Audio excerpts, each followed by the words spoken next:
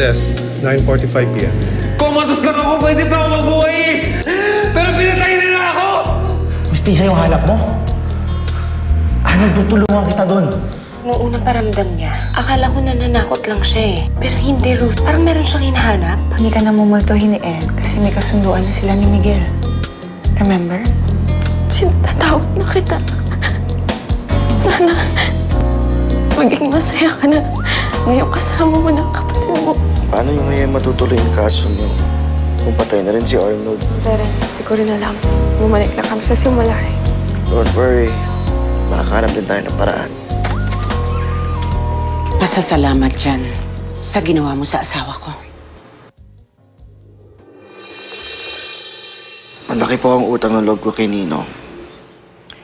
Ginawa ko po yun ng kusang loob at walang hiningiling kapalit. Oh, come on, Terence. Tanggapin mo na. Wala nang libre ngayon.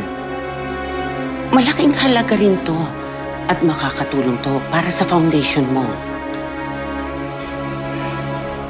Tita, kapag tinanggap ko po yan, parang nabaliwala lahat ng tinuro sa akin ng mami ko. Dahil naniniwala po siya na ang totoong pagmamalasakit ay walang katapat na halaga. Opo. Mabibili po ng pera ang kahit ano. Pero hindi po yung mababayaran ng pagtanaw ng utang na loob.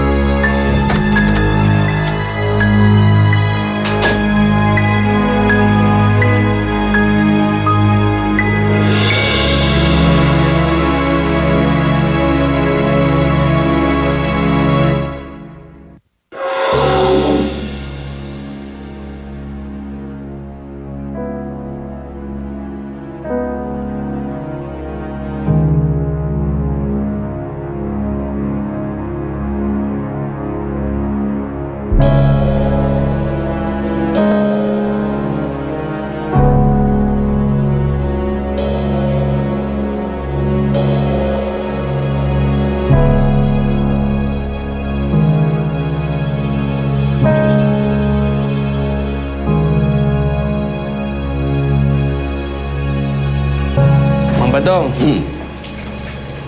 sigurado ba kayo na hindi Sed ang punta sa bahay namin? Hindi. Hindi talaga siya pumupunta sa inyo. Kasi nung namatay si Arnold kagabi, hindi naman umalis sa tabi ko eh. At mayroon kayong kasunduan, hindi ba? Oh, tumutupad naman yun sa kasunduan niya eh. Siguraduhin lang niya, Mabadong. Dahil ako, pinaninindigan ko usapan namin. Kahit na masakit na layo ako si Ana. May isang salita si Ed. Maniwala ka sa akin. Sige, Mang Badong. Pangahawakan ko yan, Mang Badong. Oo. Sige pa. Stop po ako. Sige.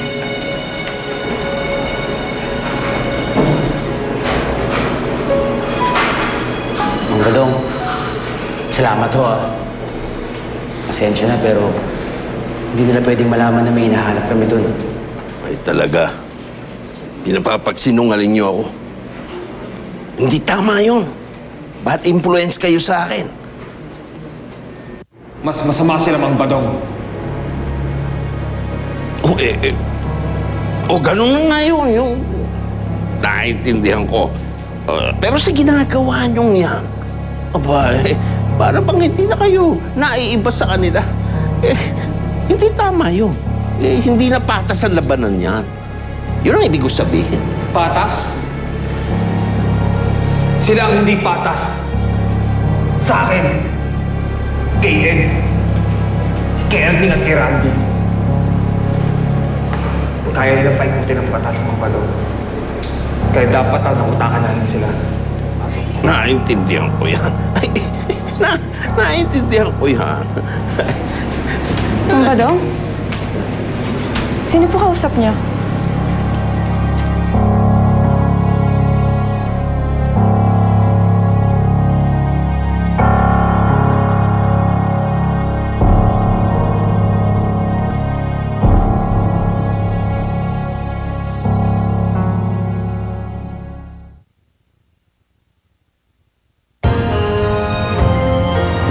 daming kaluluwa dito. Itong hospital na ito.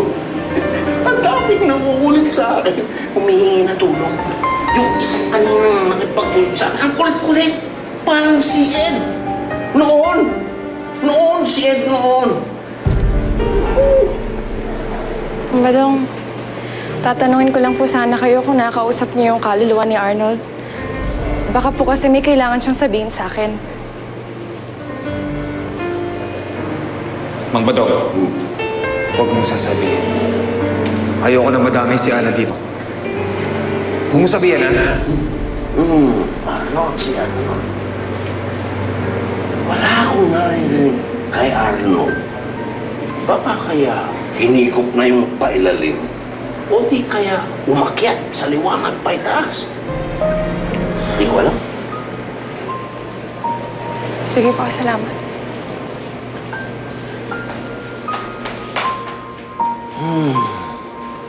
Talaga naman, ginagawa na akong sinungaling nitong mga ito. Kung bakit naman, hindi pa nyo sabihin, aminin, nandito na talaga kayo na hindi pa kayo umaalis. Eh, okay na naman si Ana, kaya niyang maintindihan na nyo. Mang Badong, mas mabuti na ho na wala siyang alam. Para hindi din siya madamay.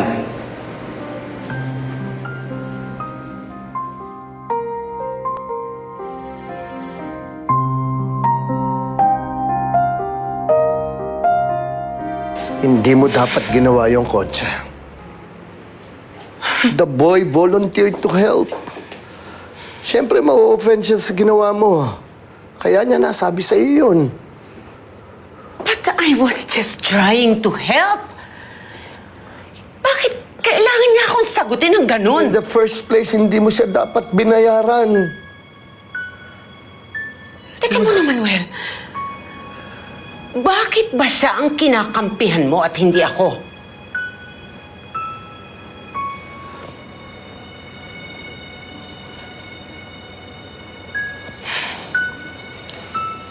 Hindi naman sa i-defend ko siya. Nahihiya lang ako sa ginawa mo. Mabait na bata si Terence. Kilala ko siya mula nung pagkabata niya. Kahit kailan hindi siya tumanggap ng kapalit sa anumang tulong na ginagawa niya sa kapwa niya tao.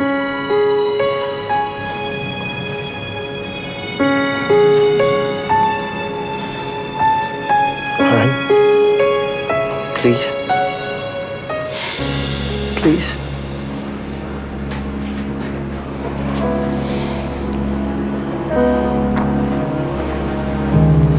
I'm sorry if I've offended you. Tumaas ang boses ko. Hindi ko sinasadya. Nahiya lang ako. Huwag ka sana magalit. I'm sorry.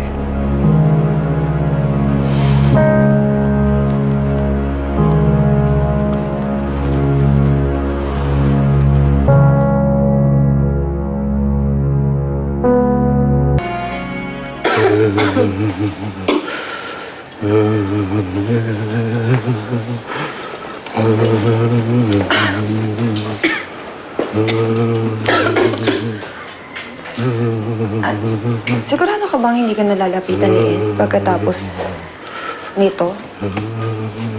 I hope so. Hindi ko alam na naniniwala ka pala sa mga ganito. No. But if it's the only way para mawala yung bad spirits na yan, so be it. Huwag kang kukontra. Baka hindi maging epektibo ang aking orasyon kapag kumontra ka.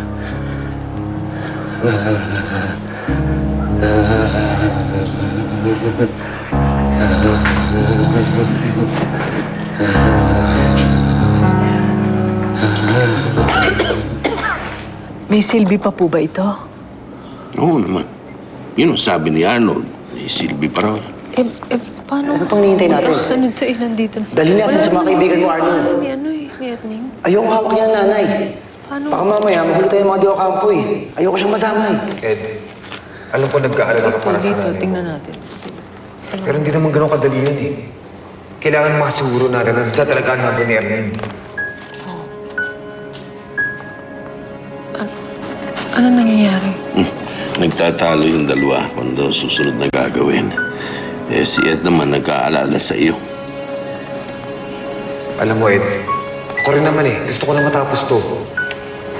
Pero alam mo naman, mahirap ka na balik ng mga De Ocampo. Isang pagkakamali lang natin, tapos tayo. Kaya mabuti pa, siguradong alam natin ang gagawin natin.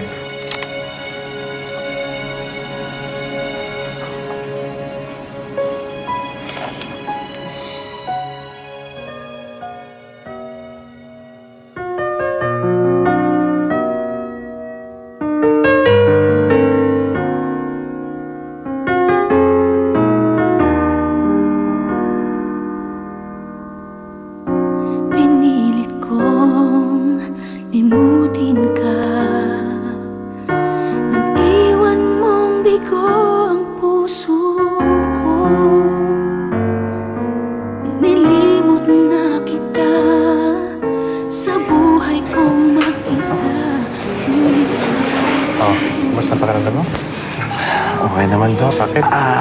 Masakit ba? Sorry. Masakit, Dok. Masakit ba? Of course, of course. Do it natural as possible, ha? Huwag kang... Can I do it sideways or Oo doggy naman, style? yeah. Doggy style would be the best position. Thanks. iniibig kita. Yan ang sigaw ng puso ko. San ka man naroon pa.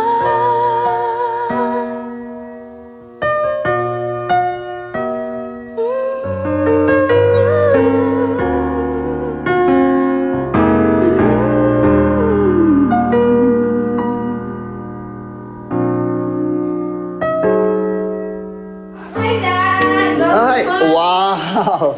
I picked something for you. You like it?